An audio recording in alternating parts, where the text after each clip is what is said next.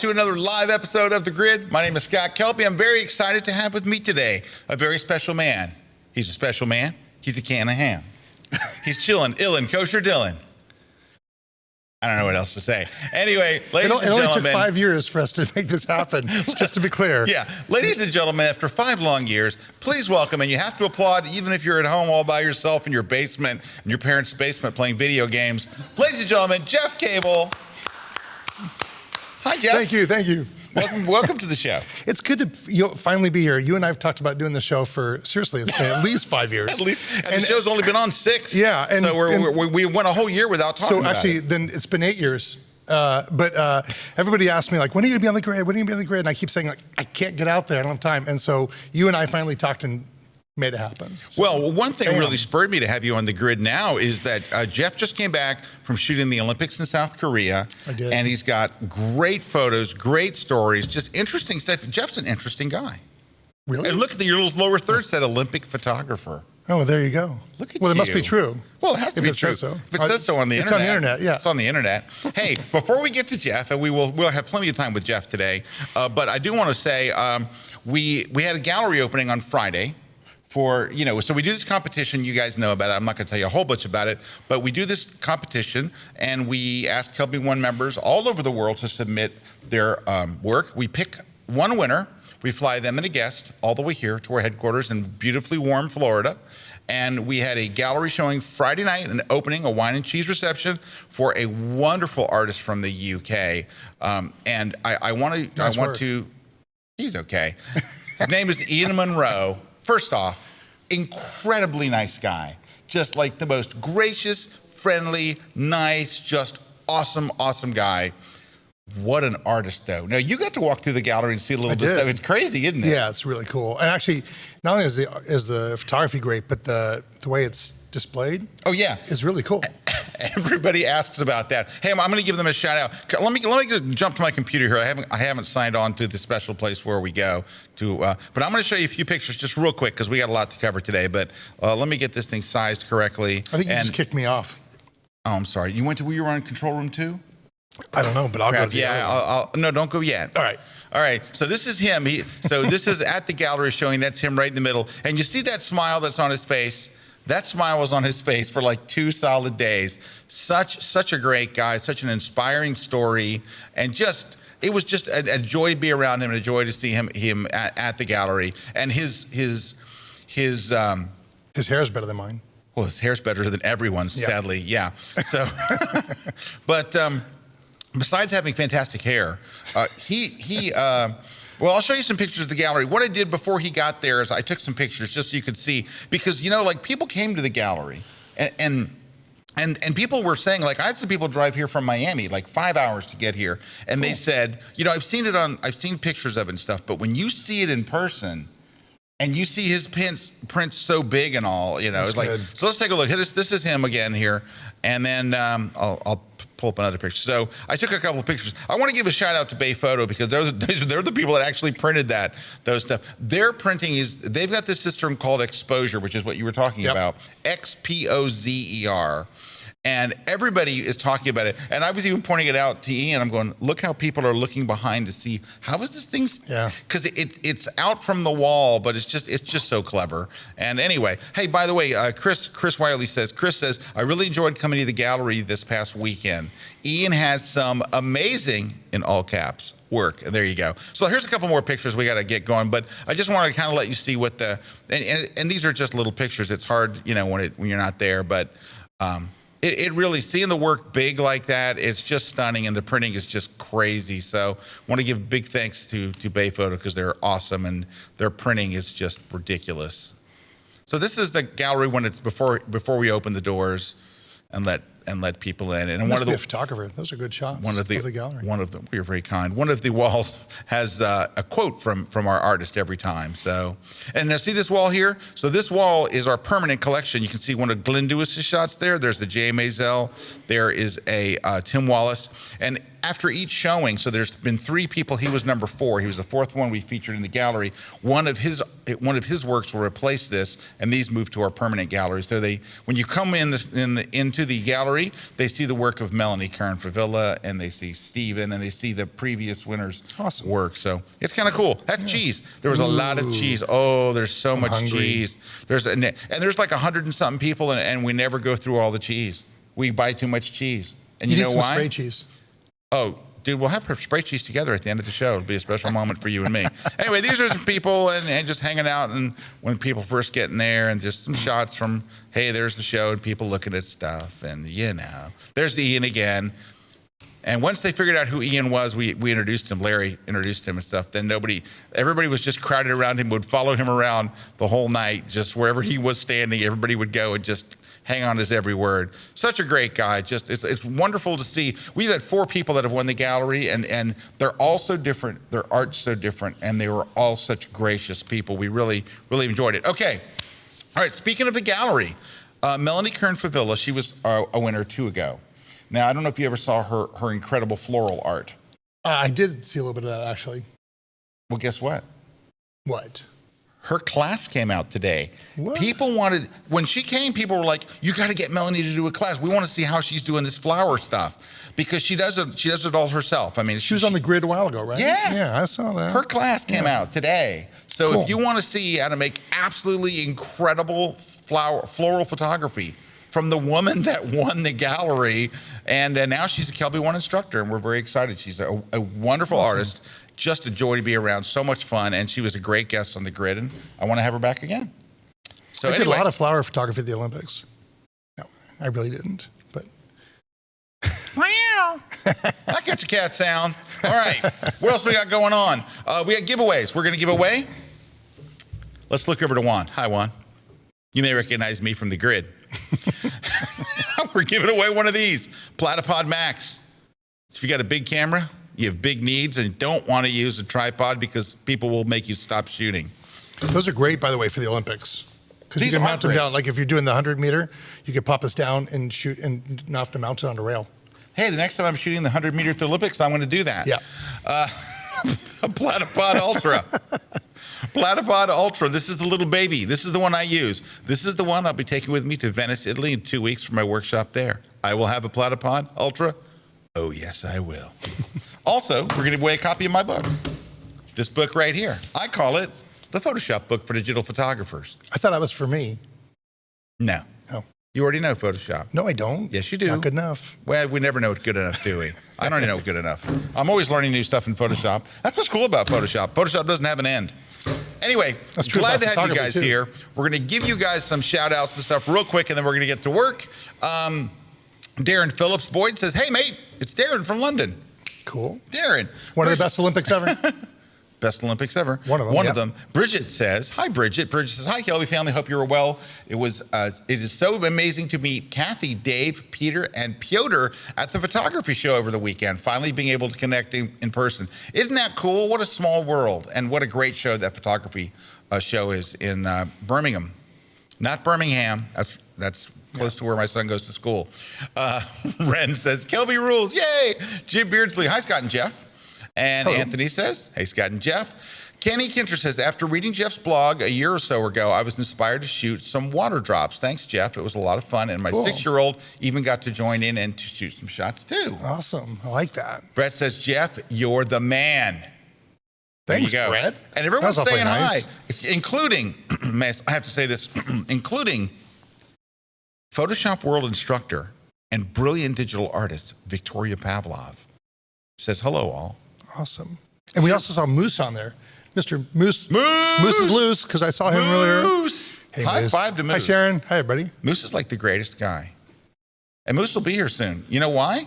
Well, I can't tell you why. But good stuff is coming, and Moose will be part of it, as always. Hey, G.W. Clark, I already watched Melanie's class and says, Melanie's class rocked it. Cool. Right? All right. Dan H. says, even if I just had a small part, I feel like I had something to do with Jeff being a guest today. I've been asking forever. Finally. You know what? I've had. Dude, your fan club is here. Way to represent. Thanks, guys. I need you. Shout out Brooklyn. I'm here with Scott. Scott's like, I don't even rank. Brooklyn. So good to have somebody there And actually, I do Stop it. appreciate it. A lot of people did ask and have for years. And so thanks for reminding me to bug him to get out here. Hey, Jennifer says, hi, Jeff. I'm so excited for this. Have fun. Jennifer's amazing. You know Jennifer. I haven't met her. I'm going to meet her in New York. But she's followed the blog for a long time, and we converse through Facebook and stuff. And it's fun that I inspire her, but she inspires me too. So you have some great stories. And she said that she's going to fly to New York to see my next presentation at B&H. And she says, can we meet? Can I shake your hand? I said, I'm buying you dinner. So look at you. Yeah. You're so loose with money. Hey, there's a woman in the chat named Melanie, and she says, "Woo, I can't wait to watch Melanie's class. Maybe I'll learn something." Oh, it is Melanie Kern-Favilla. Oh, okay. Hi, Melanie. She says, hi from a snowy Long Island, New York. Right? There you go. Good to have you here, Melanie. How It's awesome not is snowy here, that's for sure. No, it's beautiful here. All Love right. the wind. We got to get to work. Joe says, greetings from Houston. Livermore, California's in the house. GW Clark from Layton, Utah. Leesburg, Georgia, from Donna's here, and somebody else who I can't see their name. But so there we go. We got Andy's from Utley, UK. Moose says, hi, Jen and everyone. Of course, we know Moose. Jeff May, hello all. And let's get to work. Okay. So, you know what we better do? Is it break time? Oh, crap. We're gonna take a short break. When we come back, we're gonna talk about Olympics. Get your Olympic stuff ready. I want to see some shots, and then we're going to ask you all kinds of questions. I'm on it. We're taking your questions because we really want to. So Jeff was my guest blogger today. Oh yeah, I put on social media it's like my Kelby day. It is. Yeah. And we love it. We love it. So go check out my blog while we're on commercial, or better yet, hang on every word of the commercial. Hang on every word and go watch anything it says or whatever it says to do. Just do it. We're going to take a short break as we go to the jib. Look at the jib. Ooh, cool. You're never supposed to look at it. It's bad luck. Look how high it goes. This segment of The Grid is brought to you by B&H Photo, the professional source since 1973.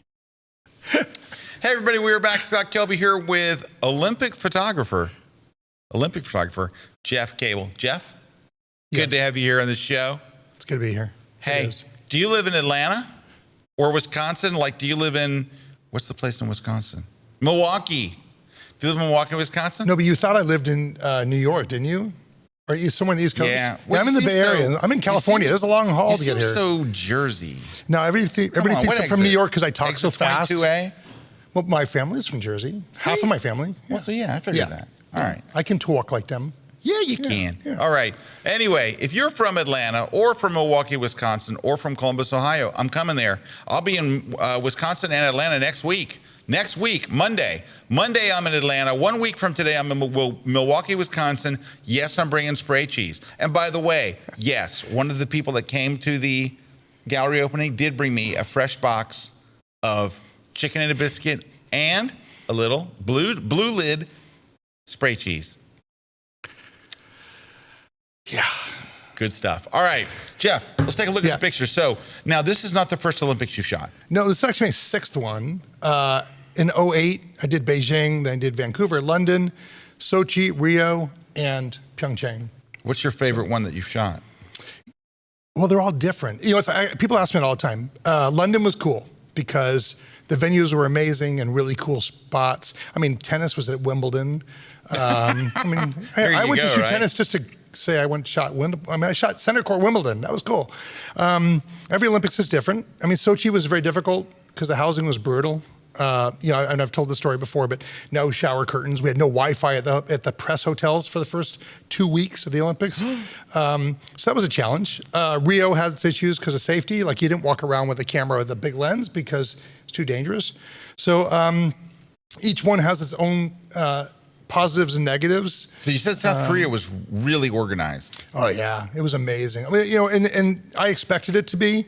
It was really well done, but the challenge was all the venues were so far apart that we were on buses all the time. Like there's no way to do like 3 events in one day just because you were on buses for so long. So that made it tough. How's the traffic bad?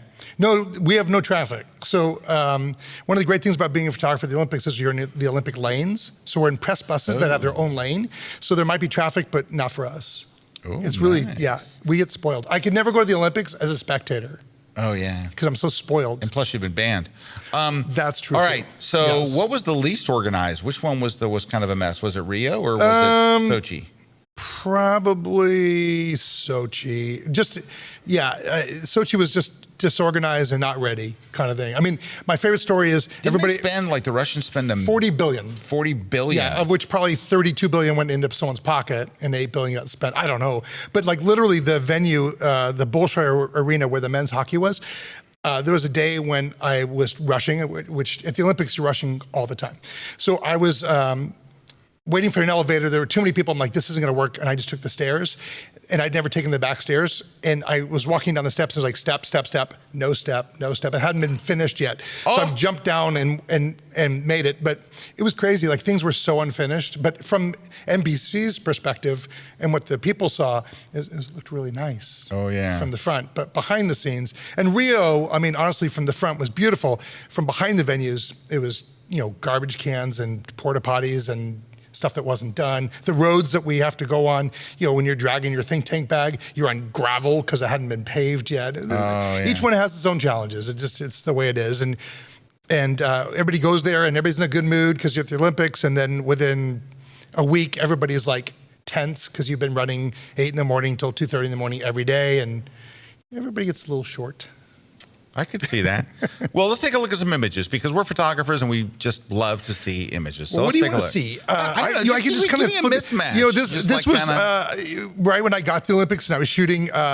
So winter I shoot for USA Hockey, and summer I shoot for USA Water Polo as my primary. So I was just shooting like team photos, and the girls were just having fun. So it was really fun, not just to do the team photo. Well, but this actually, was such a big year for this was huge. Women's USA Hockey. Yeah, if I jump to, let me see, I mean, the key, there's so many shots. I mean, there's opening ceremonies, there's closing ceremonies. I mean, there's so many things. And then show us a little bit of everything. Well, I don't know, where do we start? I did a lot of motion panning. Like this one here, I don't know, what were my settings on this? I was at 30th of a second on this shot, panning with the athletes. So it's cool because down here at the bottom, you get the motion of their feet and their arms, but their face is tack sharp. Nice. And that's what I'm going for. Jeff. So I actually did a lot of panning at this Olympics and really pushed the limits where I normally go 40th or 50th of a second. I was down to like 5th of a second on certain sports. Well, that's great blur. So yeah, like there, trying to like have Olympic rings. Oh, and I love the rings in there. Yeah. So I time that. I'm watching the athletes as they're going by. I know when to start shooting so I can get the rings in there. Okay, wait a minute. Can we go back? Yeah. No. Okay, there is a little blur on his skate. What are you at here? How slow is shutter speed? I'm gonna guess for 40th or 30th. Let's see, 30th of a second. 30. Yep. That's nice. Yeah. That's well done. And just panning. And I don't use a monopod. This is all handheld. I actually don't like shooting panning with a monopod. I actually prefer I don't either. to do it. If I'm going to pan, I would much rather hand hold. Yeah, and a lot of people don't. A lot of people but I'm not as assume good that I am not nearly as good as you are with your panning technique. And Moose is the king of panning. He is. Hey, Chiquinando from Lisbon, Portugal says, "Do I see photo mechanic?" Yes, you do. Chiquinando, every sports photographer, myself included, all use. You cannot be a sports photographer, working sports photographer. You cannot do it without photo mechanic. It's so fast. Yeah, you have to. I mean, photo mechanic lets us go through images, and of course, my Olympic timeline, my deadline for getting images back to the U.S. is 15 minutes after the game, after that period. So when you're shooting 800 images, let's say of a period of hockey. I'm contractually obligated to have 5 or 6 images back to the team before the horn goes off and period 2 starts. They want images from period 1 to be able to go on social media. Wow. So, and I was actually beating it. I was getting to the point where about the first 8 minutes I'd have it done. But now you're not having to do the metadata tagging. You're just throwing them up. No, I'm not tagging anything because I'm submitting to the team. They know who their athletes are, which is a good thing. That's good. That's so. And a lot of times I'm shooting this shot here that's on my screen is a freezing the action. And if you look here, this is at 1250th of a second at f4 ISO 2000. What are you shooting? Canon 1DX Mark II. Yep. 70 to 200. This is through Plexi. You and I talked about what a challenge it is to shoot through plexiglass. And the Olympics, we have to. When we shoot for the NHL, and you know this, we can shoot through the hole, which is really easy in that you don't have any distractions in front of you. This is shot through Plexi, which makes it a little tougher, but still nice and sharp. So I'm using IO servo. For hockey, I won't use a center point. I'll use like the center point with the points around it. Oh, yeah? And I'll set the custom function, focus function to avoid distractions coming in and out of the movement. So and, for you Canon shooters, what case are you using? Case what? I think, okay, don't quote me on this. I think it's case 2, but I don't remember. Is that your camera right there, Jeff? Nope, that's my 5D Mark IV. Oh, okay. I'm going to go. And actually, I didn't use any of my cameras at the Olympics. I used Canons. So, okay. But anything that you see here that's, action like this where I'm freezing it, everything is like 2,000th of a second. Yeah. Sorry, 1,250th Jeff, of a second. Tom asks, are flashes banned because they can distract the athletes? Absolutely. No tripods, Absolutely. no flashes. Yeah. No tripods, no flashes. Now, flashes can be used in what they call the mix zone. So when the athletes are done doing their sport, they go and then get interviewed by the media. And so in those instances, we can use a flash. I brought one with me. You're not I never in used the it. middle of the sport. Right. And I've seen people not know, like first-time Olympic photographers, and they'll take a flash at ski jump when those guys are in the air. That's really dangerous. Yeah. Oh, that's bad. Yeah. You don't want to do that. No. Yeah. Also, so there, like even in not just the Olympics, but even in regular hockey, if there is a flash, the team photographer is controlling the flash. They're mounted in the ceiling. There are thousands of watt strobes. Right. And the only person that would be able to use them are either if they're friends with the guy from AP, yeah, or that kind of thing. So very few people actually will. I used to shoot flashes. strobe for the Sharks game, and now it's owned by AP. Natural light for hockey, I think, is good. Well, here's the thing. So if you shoot strobe, you can only shoot once every 3 seconds. Right, Otherwise they you're have to fry recharge. it, right? So there's an advantage to not shooting strobe because then you can go at 14 frames a second with a 1DX Mark II. And a lot of the shots that you see where I'm freezing action, like this one here that's on my screen, with her in the air, the odds of getting that strobed, you may, by like firing off at 14 frames a second to freeze that action. Now the advantage of strobe is you could be, F8, 250th of a second and still freeze the action versus ISO 2000. Jeff, another question coming in. Are you using JPEGs or RAWs? Are you using the JPEGs for fast turnaround? Nope. I never shoot JPEG on anything. I shoot RAW for everything, even the Olympics. And the reason I do is, first of all, with Photo Mechanic, I can go through them really quickly. JPEG, if you shoot RAW and JPEG on your camera, it actually slows you way down. A lot of people don't know this. So your camera has to process for RAW and then has to process for JPEG. So it actually takes longer to write to your card. So I shoot to RAW to both cards on the 1DX Mark II so that I have redundancy. And then if I need a JPEG, I can always convert it to JPEG. I can go to Photo Mechanics, say select all, convert to JPEG, and within a couple minutes, everything's converted. So I don't shoot any JPEG ever. Gotcha. Hey, and I should mention one more thing. The reason I shoot RAW at the Olympics is I still treat it like it's a once-in-a-lifetime event to be there. Right. And I want the best image quality I can get. Yeah, right. That's why. Hey, Jen. May I call you Jen? Jen's moderating today. Jen, is there a drinking game going on? You saw that? Yeah, which one? What's the game? Oh, if you say Cheeky Nando, it's time to take a drink? So everybody just had to take a drink? All right. So did you say Cheeky Nando? I did say Cheeky Nando. You said Cheeky Nando. Oh, sorry. We have to drink. This is vodka in here. Oh, good stuff. Stoli. All right. That person says, who will remain nameless, says, as if you would be able to tell this if you knew, any Canon mirrorless being tested at the Olympics? Well, okay, so if it was being tested, I probably wouldn't be able to say anything. You saw some Sony for the first time, I did see Sony there. Yeah, Sony, maybe 10 photographers, 15 photographers were using Sony. Many? Oh, 800. So it wasn't a lot. But I mean, in the past, it's always been Canon, Nikon. And you might see like there's one person who'll show up with an Olympus or whatever. 1%?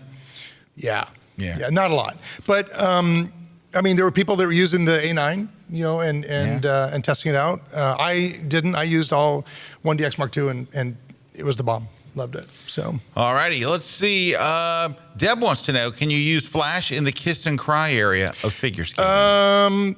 So the kiss and cry area is where once they're done performing figure skating, they go to that one area and they sit with their coaches and do the kissing and crying. I've never used flash there. You don't need to. One of the advantages of the Olympics is it's lit really well because it's lit for television. So you really don't need to use flash there, and it's probably overkill. My guess is probably not, because the video guys don't want you popping flash when they're shooting for TV. So, and OBS, the Olympic Broadcasting, owns the world. So you don't make them mad.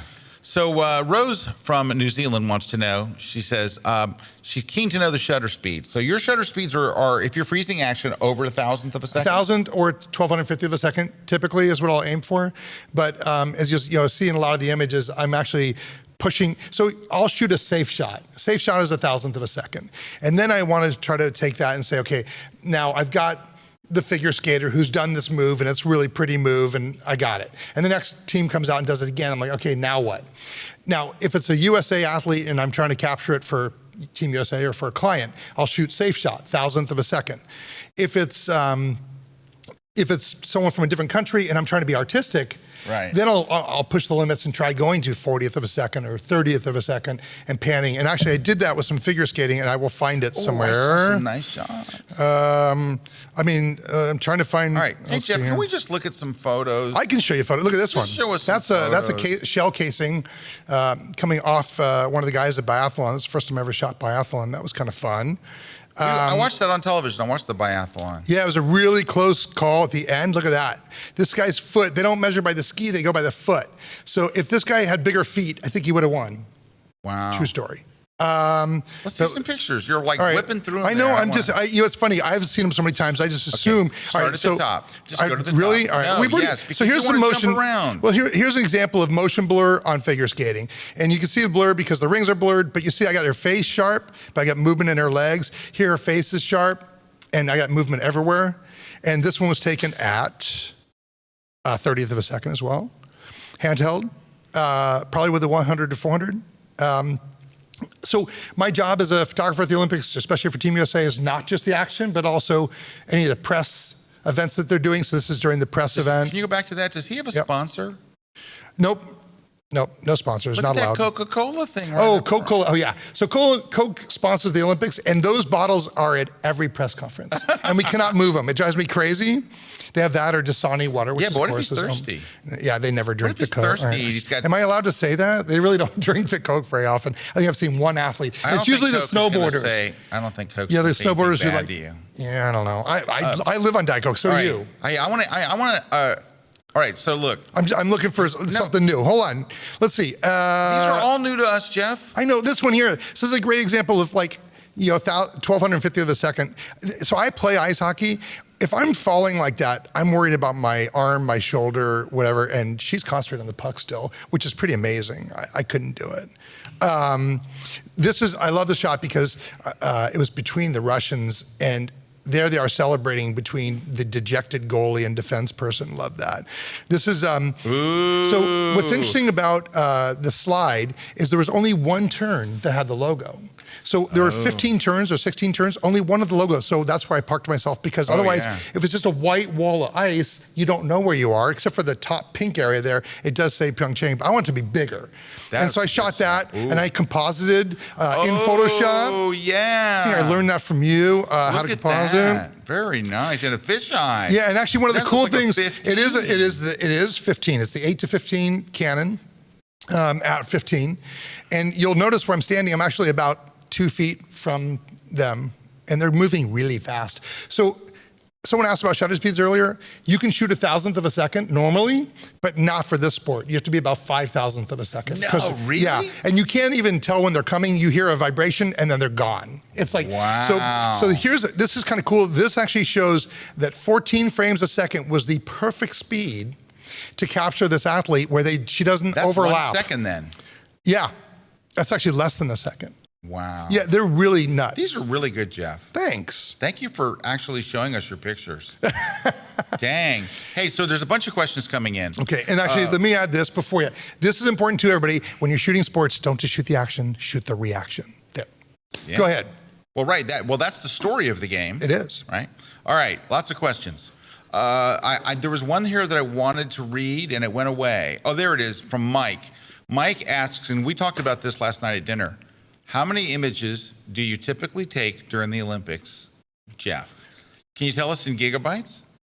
Well, so I delete every night at usually 1, 2 in the morning. I purge to try to save room. So if I've got stuff that's out of focus or nothing, it doesn't tell a story. I shot a bunch of stuff. It's someone crashing the net, and then the puck's not in the shot and didn't work. I'll delete them. So you got rid of? I got rid of a lot. Yeah, okay. I took about 50,000 give or take, during the Olympics and kept about 17,000.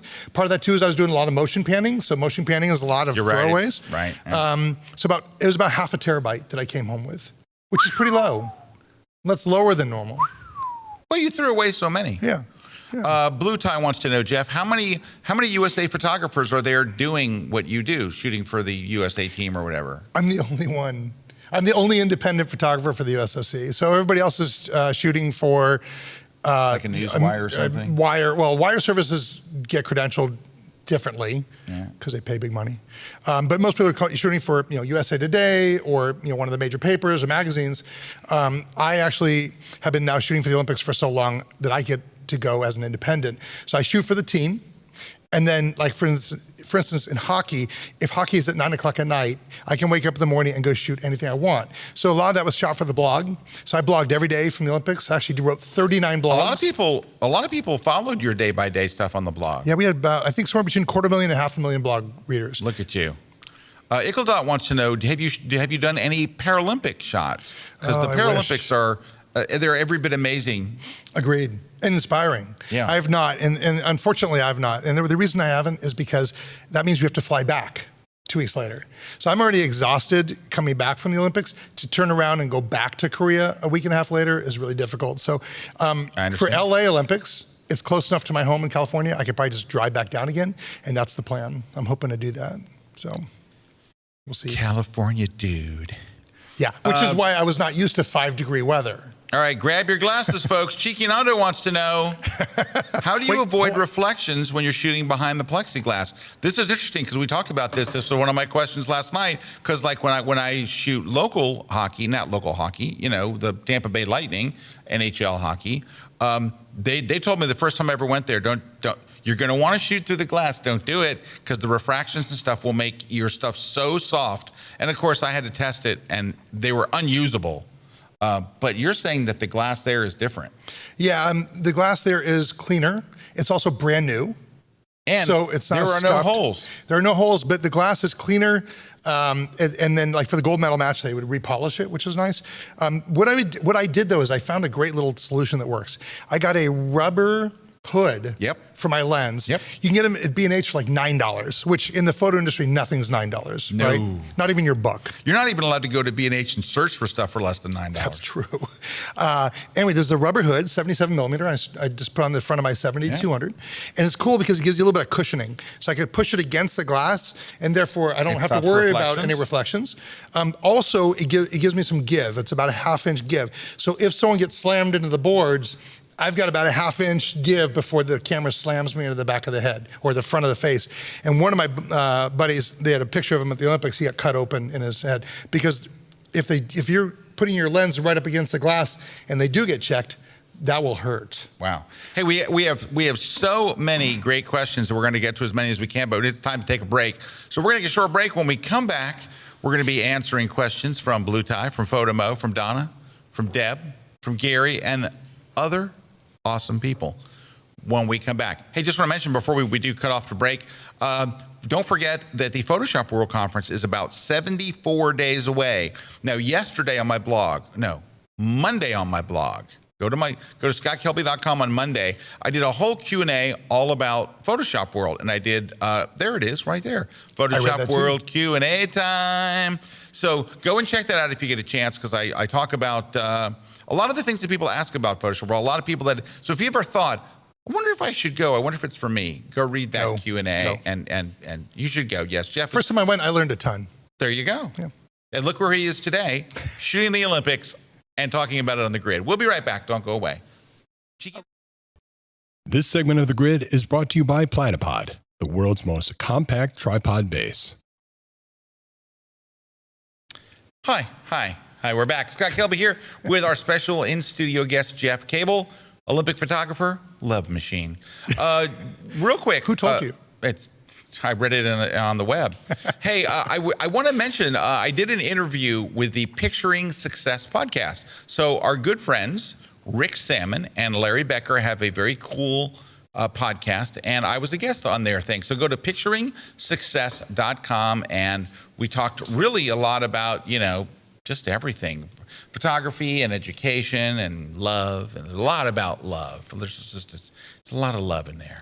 So anyway, if you get a chance, go check them out over at picturingsuccess.com. We're with Jeff Cable, and Jeff, there's a lot of questions here.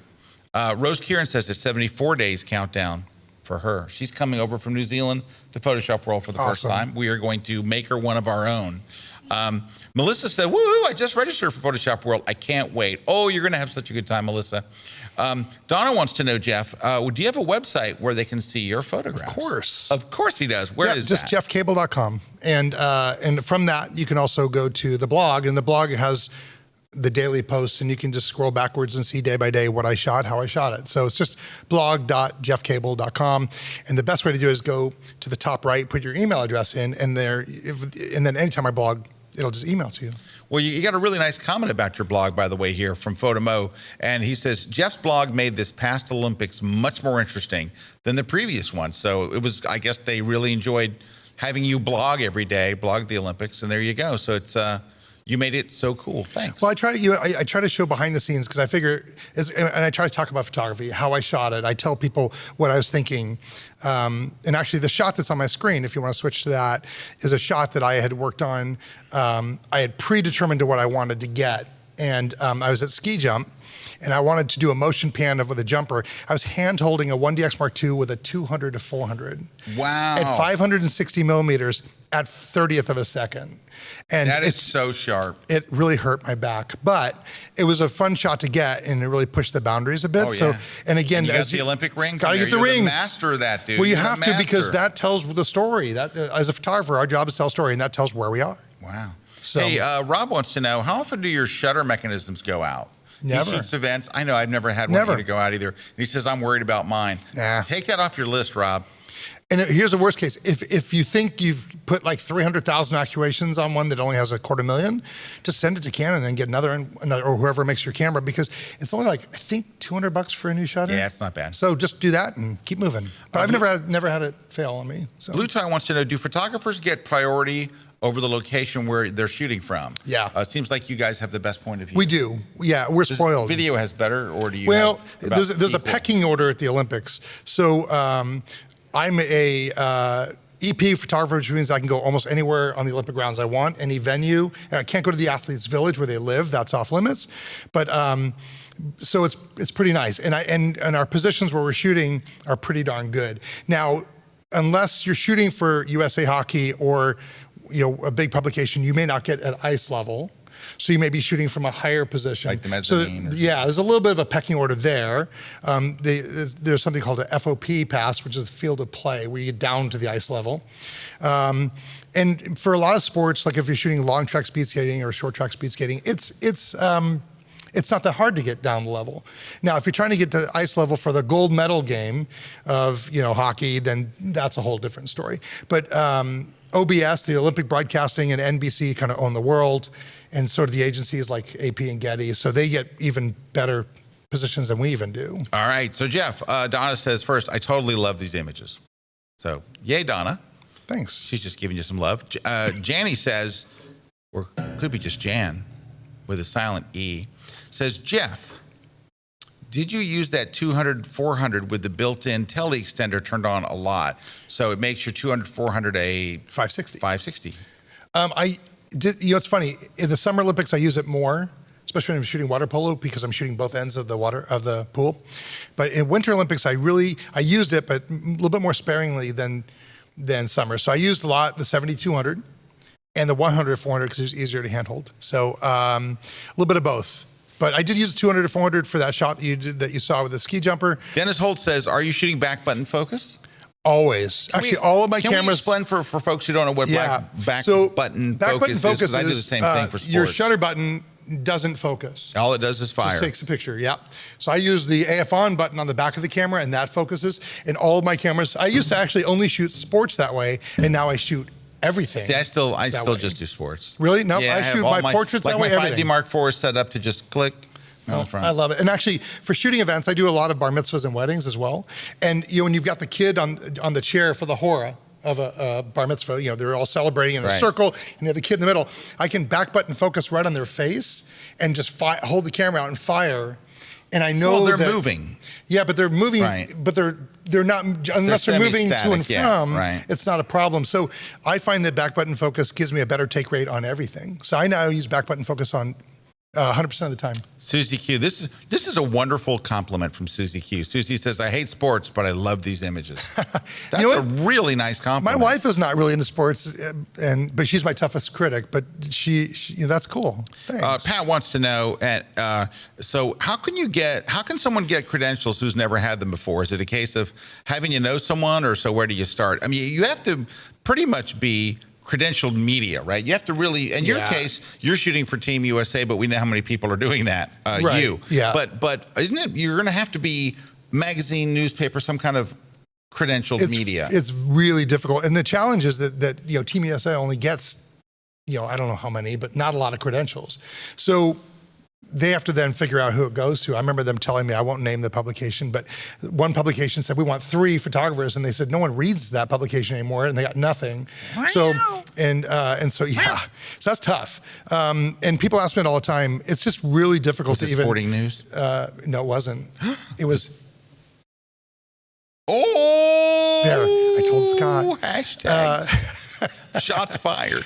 And no one does read that anymore, do they? No. Yeah. So, but anyway, it's very difficult, and I always tell people, work your way up with a portfolio, and then find someone to shoot for. So shoot high school, collegiate sports, show that you can shoot do well, and then maybe you could go shoot. But the problem is, again, even if you're a great photographer, and there's a ton of great photographers that outshoot me 10 to 1, and they still don't go to the Olympics. And part of that was just, I did know a lot of people that helped me get my foot in the door there, and that was 10 years ago. And I did it, by the way, for free for the first 2 Olympics, basically, and it cost about 10 grand to go. So it was a heavy investment to get my foot in the door. But there you go. I'm not supposed to mention the name of the magazine, but it was Cheeky Nando magazine. So Cheeky Nando, no one's reading that anymore. They just go to their website. They just go to cheekynando.com. You said Cheeky Nando, right? I did say, Okay. I mentioned that phrase. Got it. Cheers. Cheers. Don't drink it all because we got some spray cheese coming up. Okay. David Arthur says, Jeff is my photographer hero. Thank you, David. Alan West says, I love his work. He is the person whom I credit me becoming a photographer. Wow, Dude, you're getting a love fest amazing. today. I'm not going to bring you on That's here anymore. very cool. You're gonna be intolerable after this. No, I promise I won't. Okay, really? Yeah. Okay. NC says, Jeff, do you feel like you're missing something when you're so tied up shooting various venues? Absolutely. Or do you pick which events are the most interest to you? No, very much so. People at home see much more of the Olympics than I do. You're seeing 10 different sports that NBC's rolling between. I'm shooting one. And also, it's kind of funny, but when I'm shooting the Olympics, I'm shooting it through a hole that's this big. So like at a hockey game, I'm only seeing a very small portion of it, and I'm more worried about, am I getting the peak of action? Am I getting it in focus? Yeah, and you're only getting one part of the a third of the rink. Yeah. Well, I'm looking up at when the play's on the other side, I'm looking up at the scoreboard. Yeah. But yeah, I mean, you really don't see the sport that much, and I do feel sometimes I'm missing out. I get all these stories from my family where they say, "Hey, we heard that Shaun White, did this." I'm like, "He did? He did?" And so I was actually at the Today Show in the green room with Hoda and the guys, and before our team went on the Today Show, and the TV came on, and it started playing the, da, da, da, da, da, da, and I'm like, whoa, Olympic theme. I hadn't heard that theme in 10 years. Oh, because yeah. I'm never home, and I don't watch TV, and if I do, it's the broadcast at the Olympics, and they don't play that because it's not an NBC. And when you do watch TV, though, it's the local feed in in their language. Housewives of New Jersey. Yes, huge Jersey fan. Shore, things like that. Yeah, Big Brother. Big Brother. Which I've never seen any of those. Oh, he's watched them all. He was a contestant. Barney? He was a contestant. Barney. I love Barney. Yeah. Barney, I saw more, forget it. Yeah. Anyway, I did want to mention something. Okay, you're going to have to tell the story. Now, we got questions pouring in. We got to talk about this. Everyone's asking for it. Ladies and gentlemen, it's what you turned in for. It's the story of how you lost your press pass. It wasn't a press pass. It was my green your credentials. Sleeve. Your green. Well, okay, what's a green sleeve? So there's besides the awful song. There are the credentials that we wear, that everybody wears. But you can work at McDonald's, and you have to have a credential. If it's the McDonald's on the Olympic Plaza, you have to have credentials to get to the Olympics. So they can't really easily tell who's a photographer based on credentials because there's a million people with them. So in order for us to get into a shooting position, we have to wear a green. Well, Winter Olympics we wear a green sleeve. Summer Olympics we wear a vest with a number. Right. They don't give us vests in the winter because people are so bundled up with jackets and things that wouldn't work. So you have to have a green sleeve. If you don't have a green sleeve, you don't shoot. So second day at the Olympics, it might have been the first day, I don't remember. My roommate, who I just met because I was sharing with 2 other writers. From where? U.S.? In the U.S., yeah. Yeah, so there were 2 American guys who I just got placed with. This is the first time I've ever stayed in press housing like this. And the guys came to me in the morning. He goes, hey, I locked my keys in my room. And can I borrow your keys to get out of the building and come back in? Because we had a key fob thing. I said, sure. Well, my keys were on my Olympic credentials along with my green sleeve that was tied onto it. So I gave it to him, and he came back about 10 minutes later and he goes, got my new key. I'm like, great. And I look at my thing, where's the green sleeve? And he says, oh, I don't know. I said, I need that. And I was kind of panicked. So he ran, he's in shorts. Now, mind you, it's about 5 degrees outside. He's running around all over the media village looking for where it may have blown. Couldn't find it. So I'm not panicking too much. I said, don't worry. I'll just take the 45-minute bus ride back to the press center. I'll get another one.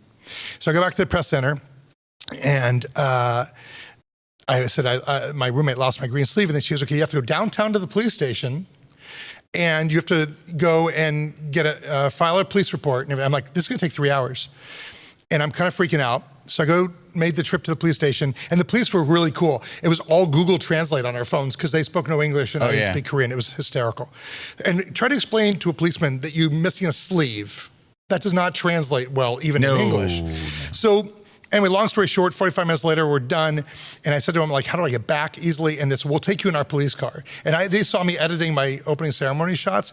And I said, I'll send you some if you take care of me. So they took me in the police car and they drove me back. So I went back to the place and I said, okay, here's my green sleeve. Or here's my police report. Can I get my green sleeve now? And she goes, we'll get back to you in 24 hours. And I'm like, wait, are you saying I can't shoot for a day? And she goes, yes. You have to basically get re-credentialed. Then I was really freaking out, and I can't repeat on this microphone what I was saying, but I kept it calm. We have another microphone for cussing. There you go. Jen, get the cussing microphone out. Yeah. It did not start with cheeky, but I was freaking out, and the woman was really nice, and I was nice to her. Like, here's the thing, and I always tell people this. Even if you're upset, you can't yell at people, because I love people who go to the airport and they yell at the people, I want my first class seat. They have no incentive to give you that, right? So I was still nice to her. I said, I know it's your job, but why can't I get a green sleeve? And she told me the whole story. So she was really sweet, and she gave me her cell phone number, and we were texting till midnight that night. She told me, I got you a new sleeve. I went the next morning and got it. This became a thing. It went viral. DIY photography picked it up, and Petapixel picked it up. And so the green sleeve has become has taken on a life of its own. And actually, I'm gonna find an image here that I posted on my blog. Let's see if I can find it. So this is a shot I took.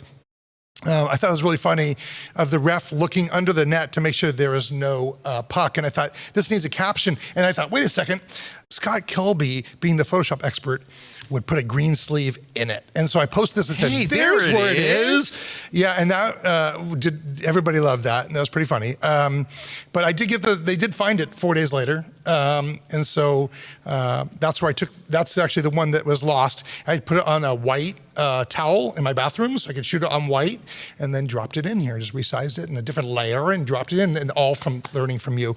But the green sleeve took on a life of its own. I still have it. And people want me to auction it off, so I may do so and give the money to charity. So. I would prefer to give the money to Jen. No. Well, my daughter has Crohn's disease, so I want to give it to Crohn's. Oh, okay. So that's what we're you gonna have do. a legit reason, but if not, it was going to Jen, right? Yeah. Sorry, Jen. Okay, sorry. All right. So we have a bunch of questions. So here's what we're going to do. We're going to do a lightning round, which means you're going to have to answer things in a way that you're not used to answering them, which means short. Got it. Now. All right, here's what we're going to do. We're going to take a short break. And by short, I mean fairly short. When we come back, we're going to whip through these questions. And what else are we going to do? We are going to look at pictures from the opening ceremony, which I've been waiting for. The opening ceremony. Got it. I'll get us there. All right, he's going to get us there. Stick around. We'll be right back. We're going to look at opening ceremony pictures, and we're going to make them show us some more pictures. Let's see how high this jib will go. Here we go. Watch this. Look, I'm getting a nosebleed. Just look at that. What? This segment of The Grid is brought to you by Canon. Hey, we are back. Scott Kelby here. Hey, I just want to mention, you guys saw a little ad, not on this last break, but in the one before, about from Tracy Sweeney. So Tracy is a newborn photographer. She does newborn and family, and she did a personal side interview. So besides that, we have these personal side interviews where we don't talk about f-stops and cameras and all. It's really about the photographer. And Tracy's is so terrific. And Calibra actually does the interviews. They're called The Personal Side of Tracy Sweeney. If you're a KelbyOne member, go check them out. I think you will love it. You will fall in love with her and her images and her life. And so that's what really it's about. And she was a professor. Oh. Yeah, there's a lot. And she's newborn, you said. Oh, yeah, newborn photographer. She's incredible. I mean, she's so talented. It's hard to do. All right. So, Jeff, we have a whole bunch of things to go through, questions tonight. I'm going to give you. You got to answer quickly. We're going to look at some opening stuff. Here we go. Okay. Donna wants to know, Jeff, how do you get your images so processed so fast when you're at the venue? Cocaine. Ron wants to know. No, not really. I've never done any drugs. Photo mechanic, honestly, I've got a fast computer. Photo mechanic, I use fast memory cards, fast reader, and then fast everything. Diet Coke. Diet Coke. Ron wants to know, how scared were you when you got to photograph from the top of the Golden Gate Bridge in the past? 0. I was loving every second of it. I wasn't scared at all. You're not tethered in or anything. It was awesome. I would have blacked out. No, it was. I'm so scared. I can't go on a ladder. Oh, no. I've hung out helicopters with the doors off and love it. Anytime. Jock's Photo 2 says, I've shot a lot of sports. The best seat in the house is in front of your TV. You know, it's true that you see more, but it is, I gotta say, it's like to watch the woman win gold, to be there was amazing. So agree and disagree depending. Sandy Joy says, is Jeff going to be at Photoshop World? I just gave him the dates on the break. I hope so. As long as I'm not in another country, yes. Nathan says, I do a lot of workshops, and that's the thing. So you do. I do. Hey, Nathan says, I want to run out of coffee if you keep saying that. What does he mean saying that? I think the Cheeky Nando. Cheeky Nando. Yeah. Oh, we said it twice now. Okay, there we go. All right, I set you up for that. Dennis says, hi, Scott. Dennis here from the East Cork Camera Club in Ireland. Oh, I've been to Cork. I've been to Cork County. County Cork, I think it's called. Really liking this live broadcast. Can you ask Jeff how he manages his ISO indoors at the Olympics or at indoor sports generally? So, Jeff, let me ask you this. Do you use auto ISO or do you just manually write it? Never. I manually, and I'll answer quick. I'm generally looking at my shutter speed. I'll set my ISO to allow me to get that shutter speed I want. It's that simple. And the Olympics is lit for television, so the lighting actually, it's much harder to shoot hockey at my local rink, like when my son played, than the Olympics. Gotcha. Let's see. We've already read those. Deb wants to know, does each country have one photographer representing their country? No. Most. And do you have a flag? Don't. Do I have a what? Do you get to walk on a parade? No, there's no parade, but I did get to wear a gold medal. And if you look on my blog, you'll see that. That was pretty cool. But no, countries generally don't. I mean, you have to get credentialed through your country. So in the case of if you're a resident of Australia, you go to the Australian Olympic Committee. This isn't a one-word answer. I know. You're talking about the Australian committee now? I'm saying wherever you live, you have to go to that committee. You see that clock down there that's below the picture of you?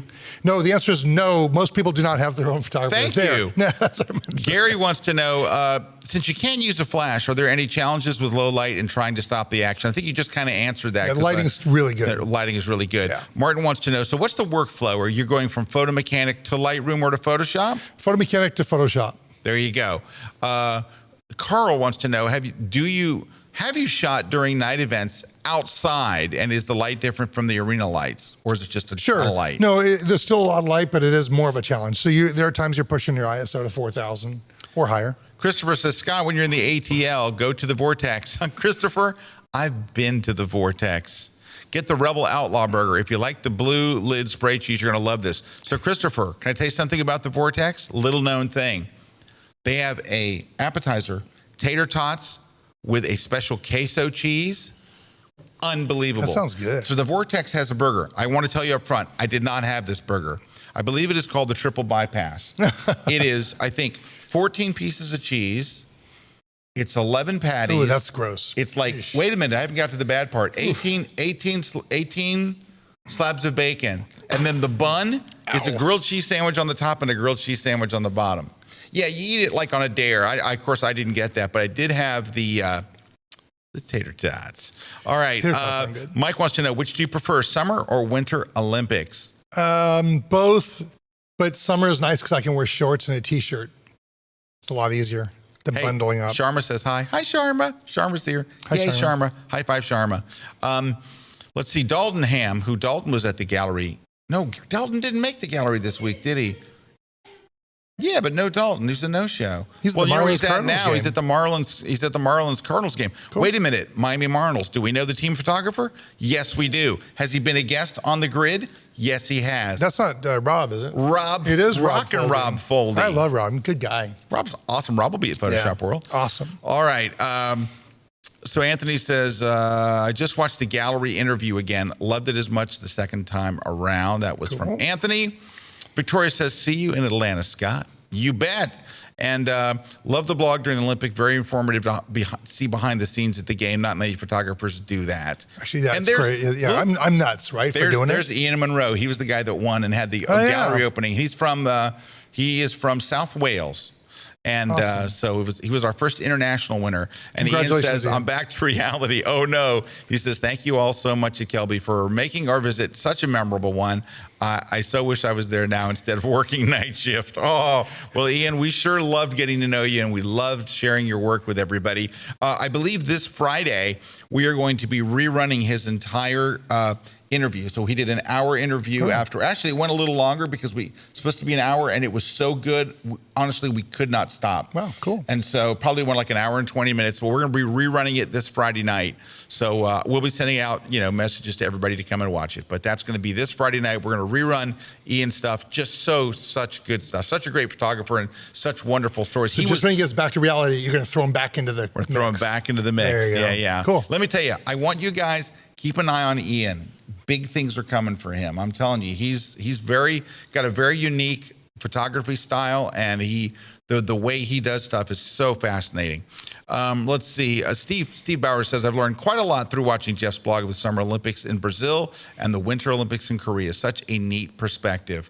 Thank you. And then Ben says, I swear I've seen Jeff a few times at the B&H Learning Center. Is that right? You're always there. You live there. I'm there and a lot. That's why I think you're in New York, because you're like there I'll be every there in other 2 week. weeks. Yeah, I'll be there again in April 12th. AJ says, Jeff, great coverage of the Olympics. And Scott, I'm looking forward to Photoshop World. Oh, so are we. We have so much fun. Jen, you want to Photoshop World?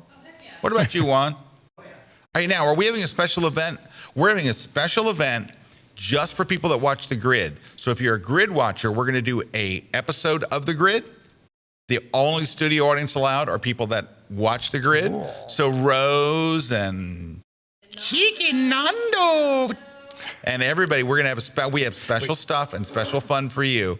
It's a special Friends of the Grid secret episode live from Orlando. All right. Well, guys, we have about run out of time, so we're going to look at Jeff's opening images. Can we take a look at those real quick? And then let me give them where the contest is so they can be contesting. Okay. So to win any of our 3 awesome prizes, a Platypod Max. I keep wanting to say Pro. Ultra. The Ultra. It's ultra awesome. And This is going to me. Well, you have to get another book because I really want this one. you can take it. Okay. But you can also win this. But we have more. We'll have another one for you. Doesn't matter where you are in the world. Go to KelbyOne.com/contest. All you have to do is give us your name, your social security number, your credit card, directions to your house, and whatever passwords you use generally. No, just give us your name and say you're not a robot. And then we contact you directly to tell you you've won. So that's now. We're going to, but then I also have a little announcement at the end of his thing because something cool has happened just recently with Jeff's sports photos. But before, let's look at the opening images. All right, so here's from opening the Olympics. ceremonies. Here we go. And so this is fun. This is with the 200 to 400. This is one of those times I do use that long lens, and I am flipping that switch to go to 560 millimeters. It's usually really cool lighting. So I'm looking to isolate really cool things during opening. And actually, I'll do motion blur. So that one is taken at 25th of a second. Wow. At 500 millimeters. And if I see one person standing still with people running around them, I will motion blur it. All these are motion blurred. Looking for cool lighting like that, where you've got nice white with dark all around it, kind of fun. A little different lighting in this one. And of course, they know how to make people look good with cool colors for TV. But just, it's really fun. It's a fun time to just sit there and get cool portfolio shots. It was really cold though. It was about 5 degrees and we have to be there 4 hours early. Oh, you have to be there 4 hours early? Yeah, so we were a little chilly. I had a good spot though. But these are just some of the neat opening ceremony shots that that we get to grab. So I do have 2 cameras with me. I've got a 1DX Mark II with the 200 to 400, and I have I took my 5D Mark IV with the 2470, and I pre-focused on the back and shot all the wide shots. So I'm switching between the long lens that you see here, and then as soon as there's fireworks, I'll jump back. This is a shot that you have to get if you're shooting for Team USA. You better get some shots of them coming in. Oh, that's awesome. And I'm looking for athletes from USA Hockey. Here's a wide shot again with that 2470. That's nice. Can we go back to that? Which one? Yep. I love that. Well, it's cool because the lighting. They really, I mean, it's a fun thing to shoot. And the fireworks when it comes, let me see if I can jump through here. This was epic because it's North and South Korea coming in together. So that's a big story. Hey, did you see the North Korean drill team, all the women? Cheerleaders. Yeah, I've got pictures of that. Yeah. And this is just really, I love repeating patterns. So I'm trying to isolate cool repeating patterns as I'm shooting here. Again, wide shots. It's funny because sometimes I'm looking through with the long lens and I look up, I'm like, oh, I didn't even see this until I'm going to interrupt for afterwards. just a second, Jeff. Somebody asked, what was the name of the book that we're giving away? Oh. It is the Adobe Photoshop CC book for digital photographers. So, and when you enter the contest, just tell us what you want to win, the little platypod, the big platypod, or the book, and we'll hook you up. All right, Jeff, a few more pictures? There you go. So this is a cool wide shot, 2470. I typically do wait for the fireworks to go, and then I'm just spray and pray. I'm just holding the camera up. I've already pre-focused it, and I'm just firing, hoping I get something good. But I did meter this at I think I was like a full stop or 2 stops underexposed on this one. I was 3/4 of a stop underexposed to protect that flame, the Olympic flame that you see on the far right there. So I'm kind of thinking that through as I'm shooting to make sure I protect that. You were just mentioning the cool thing that just happened. I'm gonna show you. Yeah. I just got this. Look at this, he just got the cover. This is the cover of... That's the cover of, whoa, hello. We're going away. Let me see if I can do this better here. Can we zoom out on that? Let's see. There's the cover of USA Hockey's magazine that's just been released about an hour ago. Nice. And that's my shot, which is always cool to get the cover of any magazine. Sure. Doesn't matter. But it looks really blurry. It is not this blurry, I promise you. It looks blurry here. I don't know why. But it isn't. Trust me. It doesn't look blurry to me. I don't shoot. It looks blurry to me, but I don't shoot blurry, I hope. He doesn't. He shoots sharp. There you go. Well, Jeff, thank you so much for answering so many questions, for sharing such wonderful images, and just for being you. Aw. And I don't mean that last part at all. I know you don't. Not even a little tiny, tiny bit. North of the 49th said, Jeff is great. Asked him for comments on my sports photos, and he gave me some very helpful points. And Gary wants to know, how many hours is your average shooting day at the Olympics? Probably 18, 19.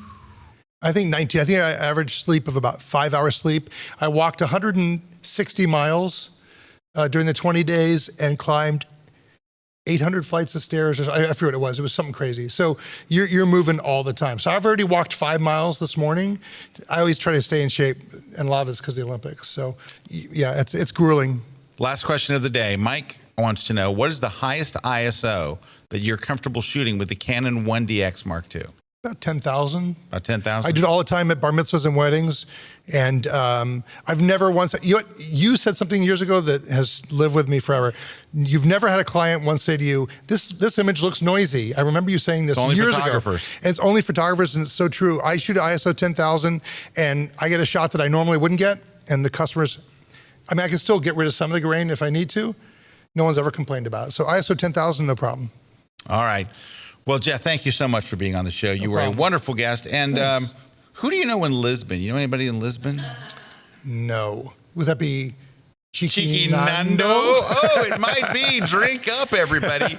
Sandy says, please have Jeff back. That was too short from Northwest Michigan. That was kind of short. We'll have to do this again. Dude, we went over by 11 minutes. Okay, well, we'll do it again. We still should absolutely do it again. Yeah, it was fun. All right. Well, thank you, Jen. Thank you for moderating so deftly. That was deft, D-E-F-T-L-Y, which is... Does that mean she didn't hear what we said? She didn't hear where we said. Juan, your jib work was stunning and splendid. Jason in the control room. Oh, let's go to Juan's Instagram, _ which is his first name, _ Juan Alfonso. Is this a cheap plug? This is not a cheap plug. This is an expensive plug. You don't know what it costs per minute of airtime for us. No. So this is Juan's Instagram. Now, Juan is getting ready to go to Venice, Italy, and Juan's going to be doing lots of behind-the-scenes photos, and he does lots of behind-the-scenes photos all over the place. And he's just a very good photographer and a really interesting Instagram feed. Tell your friends, tell your family, tell people you don't even know, _ Juan Alfonso. And around here, we just call him _ Can I do a shameless plug too? If anybody wants to go on a workshop, we're doing Africa, Costa Rica, some really cool stuff. Oh yeah, where do it's they on go? the website. Just jeffcable.com, go to workshop. You'll see it on the drop-down menu. Nathan, Jennifer, thank you for the nice comments. Thank you for being on the show, Jeff. There's Jeff's site right there. Under back tours and appearances. Back one. There it is. Right there. Photo tours right there. There you go. That's it. Photo tour. Let's see if it'll load. There you go. Let's see if it'll load. Does it go? No, your site never Yes, loads. actually, that's a polar bear in a just snowstorm. kidding. Oh. Polar bear in a snowstorm. There you go. Namibia's already sold out, but we do have a bunch that are not. So. Nathan's out of coffee. Botswana. Nathan's out of coffee. So Jeff and I are talking about wildlife last night, and I said, so Jeff, you ever seen any of my wildlife photography? He goes, no. I go, that's because there is none. You have to go with us. You would love it. I only like one animal. There's only one animal that I want to photograph. One? Maggie the Wonder Dog. No, this is animal. Right? Am I right, Jen? You're missing out. Jen knows. Jen and Maggie the Wonder Dog, they bond. Maggie comes to her office and she's like, what's up? She's adorable. She's awesome. Thank you guys for watching. Thanks to all of our awesome sponsors. Thanks to Jeff. We'll see you guys next time. Is that a drum roll? Wait, Stop. Bring it back down. Ooh, we're coming down. Whoa. This has never happened, but we're starting a new tradition. What are we doing? We're going up and down? No, we're not going up and down. Go to one up on Jeff. Jeff, look at that camera over there. Where am I? Just go to one up on Jeff. There you are. All right, Jeff, stall for a second. This is scary. I don't know what's happening. This isn't another cheeky Nando. Oh, God. Keep stalling. Oh, keep boy. stalling. I'm scared. Okay, now we're back. 2 up. We're going to leave with a cracker and a little bit of cheese. Because really, at the end of the day, sure, sports is fun and all that stuff. But this is what life's about. This is cheesy. Jeff, I want you to grab a nice cracker. Get a full one. You really want it. You want a full one. Oh, yeah, I do want a full one. If I'm getting a cracker, I don't want a half cracker. No, you don't want a half cracker. That's really frustrating. Just save those to the end of the bag. There's a bunch. Wait, do you want one? Oh, yeah, sure. Thank you. Oh, I have like a whole... And wait, can we put it on the platypod? No. Oh. You have to have a ball head on to put it Okay, on. that's true. And you say when. Hook me up. Oh, yeah, right there. All right, I'll get one too. Can we do a close-up? Let's see. No, we can't. We don't get that close. He's on the jib. You can't get that close with it. All right. Wait, cheers. Cheers. Tell me what you think. Yeah, wait. That's actually surprisingly good. I know, it is surprisingly good. Oh, God. Now you can take us out. Jason, Juan, blue can. Don't get the blue lid. It has to be the blue lid. There's another one. Ooh. Wait, that's for you. Oh, thank you. This one's for me.